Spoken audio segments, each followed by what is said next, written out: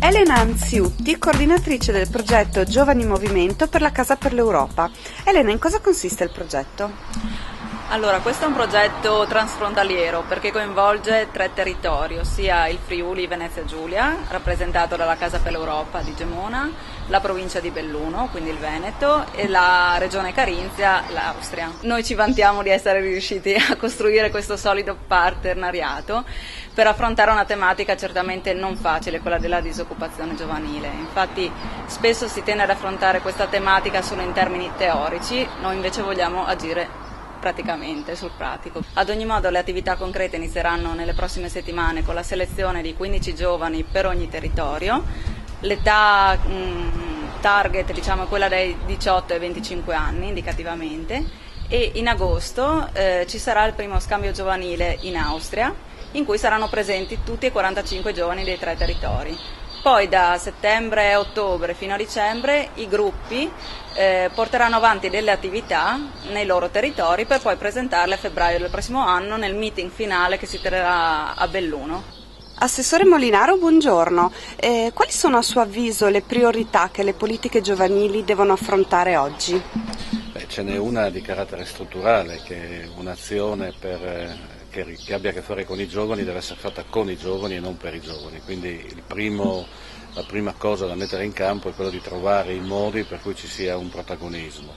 D'altra parte tutte le indagini che sono state fatte anche in Friuli Venezia Giulia sono concordi nell'individuare alcuni temi che sono prioritari rispetto ad altri. Il primo sicuramente è quello del lavoro, inteso come prospettiva. I giovani si chiedono sostanzialmente cosa succederà anche dopo il periodo di istruzione o di formazione, e credo che sia un problema che va assolutamente affrontato anche in una regione che ha numeri di non occupazione giovanile nettamente più bassi rispetto al resto d'Italia.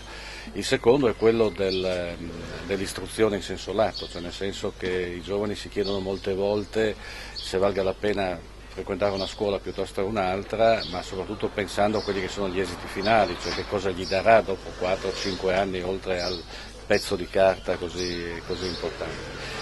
Ci sono poi due segmenti che non da oggi sono sicuramente di interesse tra i giovani. Uno è quello dello sport, quindi una forte attenzione non solo a tutto quello che c'è competizione, ma anche a quelle che sono attività che possono essere fatte. E da ultimo c'è una sensibilità per quanto riguarda l'ambiente, inteso in senso ampio, che credo soprattutto in momenti come questi possa essere assolutamente compresa, visto che i messaggi che vengono da altre parti del mondo non sono certamente positivi rispetto a questa condizione. Silvio Moro, Presidente della Casa per l'Europa di Gemona. È un'istituzione ormai maggiorenne, in quanto che è nata nel 1989, quindi ha ormai compiuto i 20 anni. Si occupa di 2 grossi filoni, il discorso della promozione dell'ideale europeo, secondo il discorso dei giovani, e difatti il convegno di oggi rientra proprio in questa tematica. Gestiamo un Informa Giovani per conto del Comune di Gemona, abbiamo un Interpoint gratuito, editiamo ogni settimana una newsletter che ormai ha raggiunto più di 1000 contatti, pubblichiamo 2 o 3 volte all'anno la cadenza, sarebbe bimestrale, ma i fondi sono quelli che sono, quindi riusciamo a produrre 3 numeri all'anno del nostro bollettino. Ogni anno diamo alle stampe gli atti dell'attività, in particolare dell'attività volta a favore dei giovani. I giovani in Europa rappresentano la grande risorsa ed anche la grande criticità. La grande risorsa perché sono il futuro, senza il futuro non ha senso il presente, non ha senso tutto il percorso che ha fatto l'Europa dal 1957 ad oggi. Rappresentano la criticità perché purtroppo l'Europa ha delle risorse e delle competenze che sono ancora inadeguate e insufficienti per risolvere tanti problemi di livello sociale e di livello economico.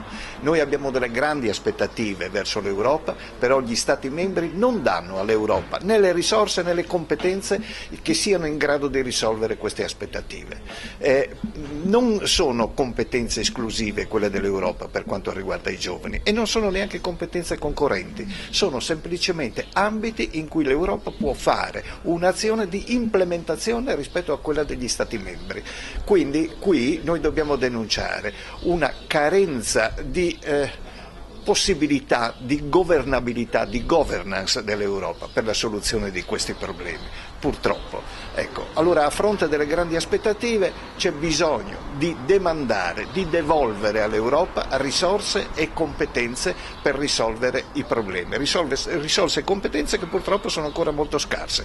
Primo. Secondo, le poche competenze, le poche risorse che l'Europa mette a disposizione sono anche poco conosciute e quindi poco sfruttate. Questi sono i due aspetti che andrebbero risolti, a mio avviso, per il problema del rapporto tra i giovani e l'Europa. Esiste una grande criticità nei confronti del mondo dei giovani, è il problema della mancanza di autostima che è generato dalla mancanza di prospettive. Noi dobbiamo combattere in questo senso e la battaglia non è certamente facile, non bastano le risorse ma ci vuole un coinvolgimento globale della società a livello di educazione, a livello di impresa, a livello di politica. Io come direttore artistico ho collaborato con la Casa per l'Europa per fare dei progetti che prendono varie associazioni e varie realtà artistiche della zona, come i writer dell'associazione Bravi Ragazzi, i videomakers di Apone Dream e tutti i musicisti della zona, in un progetto che è stato fatto di recente che si chiama Una notte alla cura. Tra l'altro c'è un video che gira su YouTube che è molto bello, che potete vedere, che ha fatto in modo di far lavorare assieme per la prima volta in questo territorio tante associazioni che prima sostanzialmente nemmeno si conoscevano e soprattutto che nemmeno le persone che vivono a Gemona conoscono. L'idea dei giovani in movimento non è soltanto quella di un movimento fisico, ma di un movimento mentale che porti da uno spazio all'altro nelle opportunità dei giovani. In questo è importante vedere come soprattutto le scuole hanno bisogno di credere nell'opportunità di un movimento mentale che porti a sviluppare un territorio piccolo, apparentemente come questo, in un'area che può avere un grande bacino di idee. Giulio Venier per l'associazione Apone Dream. Di cosa si occupa l'associazione? L'associazione si occupa di realizzare video o comunque di realizzare anche lungometraggi, cortometraggi, mediometraggi che siano in qualche modo interessanti a livello culturale.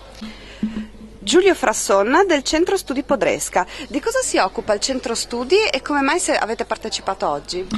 Il Centro Studi è un'associazione culturale di promozione sociale che si occupa di innovazione nelle abilità di relazione.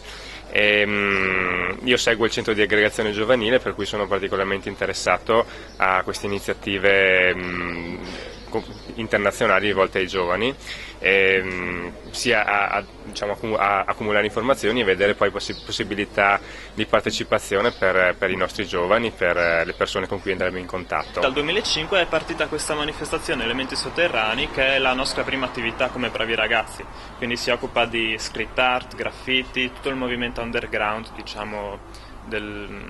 che può andare dalla musica rap anche alla musica elettronica. Ecco, e man mano negli anni appunto si è sempre più evoluta, abbiamo avuto sempre più il consenso dalla gente, cosa molto importante, perché uno dei nostri scopi era quello di far capire alla gente che i graffiti non sono vandalismo, ecco. Noi infatti abbiamo sempre puntato sulla qualità più che sulla quantità, quindi invitando degli artisti di fama nazionale e internazionale. Quando si terrà il prossimo evento? Allora, il prossimo evento si terrà il 27, 28 e 29 maggio. Siamo tutti invitati quindi? Beh, certo, anzi è d'obbligo venire ad Elementi Sotterranei, anche perché ci saranno quest'anno sicuramente grandi nomi del writing internazionale, quindi con dei ragazzi tedeschi, poi adesso stiamo ancora decidendo i nomi. E in più ci saranno novità, ad esempio un contest di skate, delle esibizioni di breakdance, vari workshop, fra cui body painting e writing e i concerti serali. Ecco.